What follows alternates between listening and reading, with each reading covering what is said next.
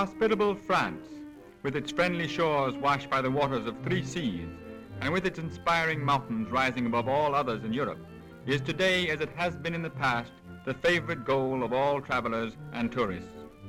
One of the most interesting sections of the country is that in which dwell those hardy and picturesque members of the ancient mountain nation of the Basques, who for over 30 centuries have lived in and valiantly defended the fertile sloping foothills and towering heights of the rugged western Pyrenees. The Pyrenees, a range of mountains stretching for over 270 miles from the storm-tossed Atlantic coast to the calm Mediterranean, is traversed by one of the most famous highways in the world, the Route des Pyrénées. One of the first places of interest along this road, after leaving the Atlantic coast, is Saint-Jean-Pied-de-Port, former capital of French Navarre, the only province of the ancient kingdom of Navarre which, due to its location north of the Pyrenees, escaped confiscation by Ferdinand the Catholic. It later fell to the crown of France upon ascension to the French throne of Henry of Navarre. Bearing dates as far back as the 15th and 16th centuries, carved upon their facades, pink and white sandstone houses face upon the Grand Rue or Main Street. The old town is partly surrounded by 2 lines of ramparts and dominated by a citadel built by Vauban. A fine tower rises above the main gate, where the ancient bridge spans the river Nive. One temporarily leaves the route to visit Pau, most famous of the venerable cities of the Pyrenees, and former capital of Béarn. It was here, in the chateau, the principal building of Pau, that Henry of Navarre was born December the 14th, 1553, while his mother, according to legend, sang a song which is still heard in the Pyrenees today. In the Place Royale stands a statue of the beloved Henry overlooking the Boulevard des Pyrénées and commanding a splendid panorama of the valley of the Gave de Pau and the snow-capped peaks in the distance, a vista that embraces 100 miles of majestic mountains.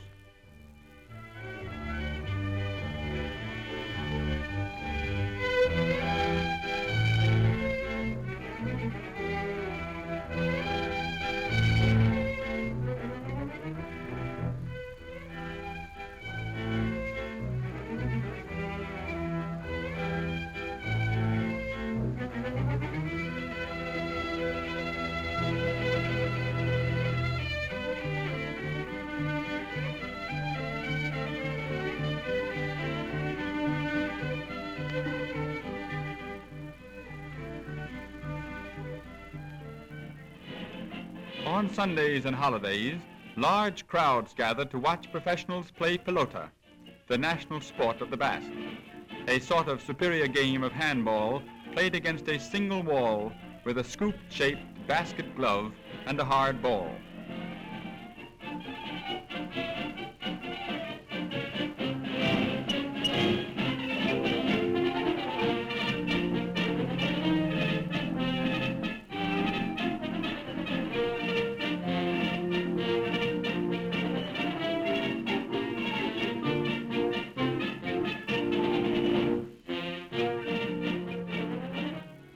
After a brief sojourn at Pau, the traveler passes through one of several lovely valleys to rejoin the route of the Pyrenees.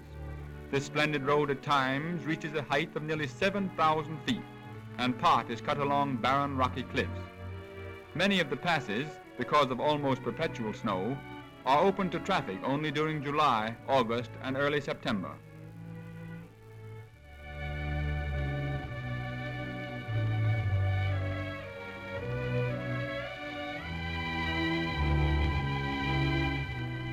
Most famous of all the many beautiful sights in the Pyrenees is the Cirque de Gavarnie, a colossal amphitheater of stone, whose grandeur has been universally praised and extolled by all fortunate enough to visit it. Crowned by continuously snow-covered peaks and glaciers, the vertical walls rise in 3 great terraces almost 6,000 feet above the floor of the valley below. In Lourdes, a typical Pyrenean town, is a curious fortified church of the 12th century. The building, erected by the Knights of St. John of Jerusalem, is still surrounded by a crenellated wall and battlements. A model of the church shows more clearly its unusual appearance. The wooded slopes and charming valleys of the Pyrenees abound in healing springs, thermal establishments, and health resorts. Most fashionable and best known for its many beneficial sulfur and saline springs is Bagnères de Luchon. The watering establishment still retains some of the original mosaic flooring of the early Roman baths which occupied this same site. A picturesque one is by rack and pinion railway to the plateau of Super Bagnères, 5,895 feet above Luchon.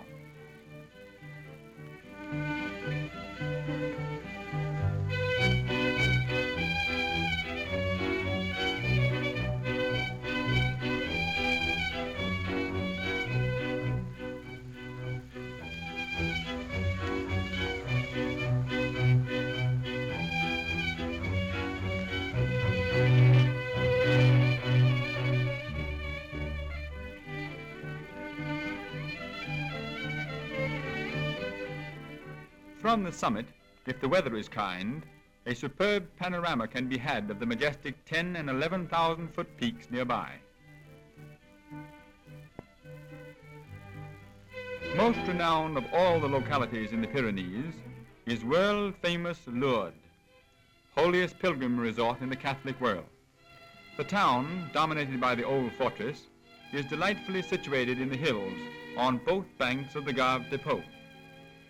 According to belief, in 1858, the Virgin appeared in a grotto to a young shepherdess, Bernadette Soubirous, and above that grotto has been erected a basilica. The grotto is approached from the old town over a bridge, where many stop to purchase candles for the grotto.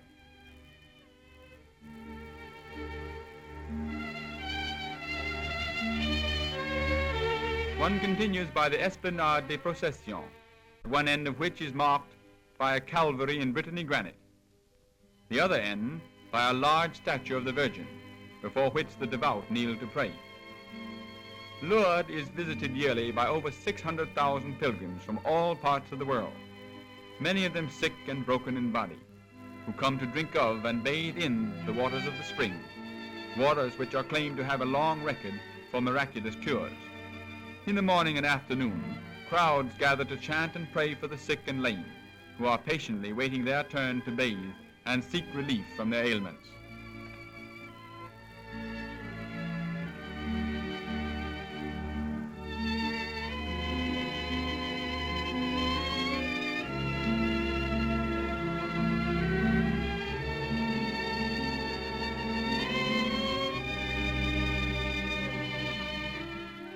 The water of the spring is also piped to facets, where the pious pilgrims fill containers to carry to less fortunate friends and relatives at home.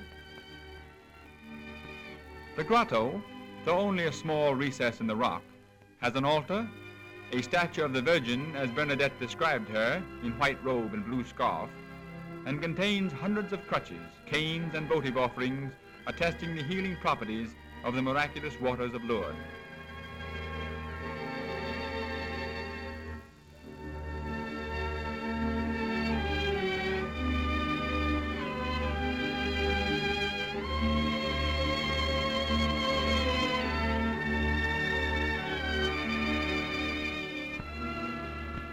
Before the church, Mass is celebrated in the open, under sunny skies or in the rain, and the pilgrims who have come, whether on crutches, stretchers, in chairs or afoot, are blessed and given hope. For Lourdes, lying peacefully in the Pyrenees of France, to the Roman Catholic, is the holiest pilgrimage in the world.